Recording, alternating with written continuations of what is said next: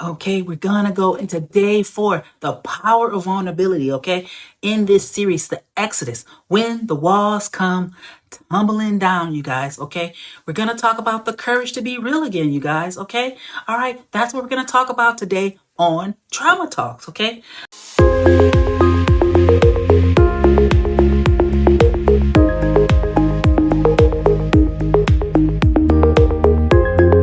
I want to get into this about, one of the most misunderstood words in healing, which is vulnerability. Because if you've lived through trauma, especially narcissistic abuse trauma, vulnerability didn't always mean safety. It meant a challenge. It meant pain. Okay. Vulnerability was the moment you told the truth and got punished for it. The moment you opened your heart and got betrayed. The moment you needed help and were met with silence. Yes.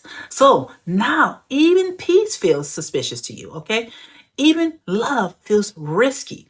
Even kindness feels like a setup, you guys. But here's the truth, you guys. God never designed vulnerability to be a weakness. He designed it to be your greatest connection. Because when your heart is open, love has somewhere to land. Yes, okay? So let's get into this teaching on vulnerability, okay? Vulnerability in the word, it talks about, okay, in Psalms 34, verse 18, the Lord is near to the brokenhearted. All right. And he saves those who are crushed in spirit. Okay. God isn't scared of your broken places. No, he's drawn near to them. As a matter of fact, that means your weakness is not the opposite of his strength. It's the invitation for it. Yes. Okay. Vulnerability is what allows God to move through you, not just around you. It's when the mask comes right off and you stop saying, I'm fine anymore, and stop pretending and start saying, Lord, I'm ready to feel again. Yes. Okay. So let's get into the neuroscience behind this. Now let's look at this from a healing point of view, a healing lens. When you've been through repeated emotional harm, the nervous system learns that openness equals threat. Yes, that's when your body tenses up. You ever felt that? When someone tells you, are you okay? And that's why your chest starts to tighten when you try to speak the truth. Yeah, that's that feeling, okay? But when you slowly begin to practice vulnerability again, when you let someone see you a little more of the real you, yeah, you start to activate what we call the vagal nerve, or the ventral vagal system. That's the part of the nervous system that restores calm, trust, and connection. It's the God-breathed part of you that says it's okay to be seen. Yes. So every time you choose vulnerability over silence, you're literally rewiring your brain for love. Yes, you start to rewire that brain, okay? All right, so let's get into this. All right, faith-based people, the enemy wants you to equate vulnerability with danger because he wants to keep you from intimacy with God and with others. Yes, he doesn't want you to do that. He doesn't want you to wire your brain for love. God says when you are weak, then you are strong, though, because strength without softness isn't strength. It's survival, you guys. And survival is not the same as living. No, it's not. The children of Israel didn't cross the Red Sea in armor. No, they crossed it in obedience, open, trembling, but trusting that vulnerability looks like is real life. That's what it looks like in real life. Choosing to show up even when you are scared. Okay. So let's finalize this. Okay. All right. Maybe you've been saying, I don't trust people. I hear that so many times. Okay. Anymore. I'm done with people. I'm done with opening up.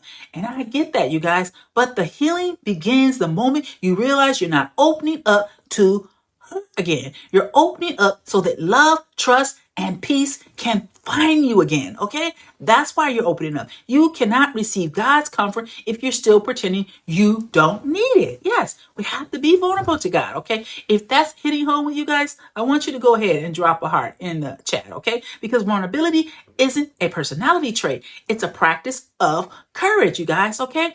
So here's the healing part about this, okay? I want you guys to just quickly take a deep breath together, okay?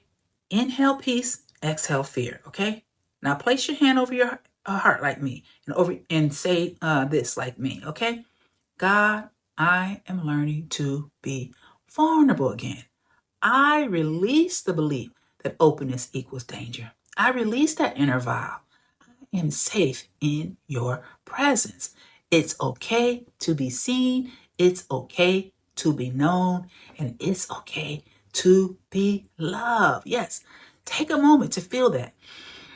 It's your nervous system, you guys. Your system's beginning to settle into trust again. Isn't that amazing? Okay. So let's close this out. Every time you open your heart, even just a little, you're letting the walls fall down. Okay. Vulnerability is not your exposure. It's about invitation. It's the place where you meet God face to face and say, I am here, not performing, not pretending, just present with you, God. Okay. And that's where you meet God.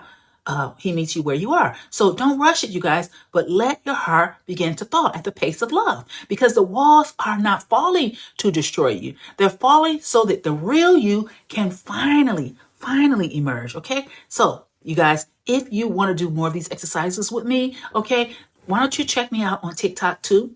Okay. I'm doing some lives on TikTok. Yes. Okay. So check me out there for on Saturday at 2 p.m. Okay. For the TikTok live, we're going to go deep dive into the narcissistic abuse trauma and how to heal it. And I'm going to do exercises with you, the whole 9 yards, and you can ask me questions. Amen. Okay. So thank you guys for joining me on Trauma Talks. Okay. And if you would like to continue this, with me, go also, you can see day 5, which we're going to talk about the compassion without contact. Okay. All right. So how to begin to address the narcissist. Okay. See you next time. Bye-bye.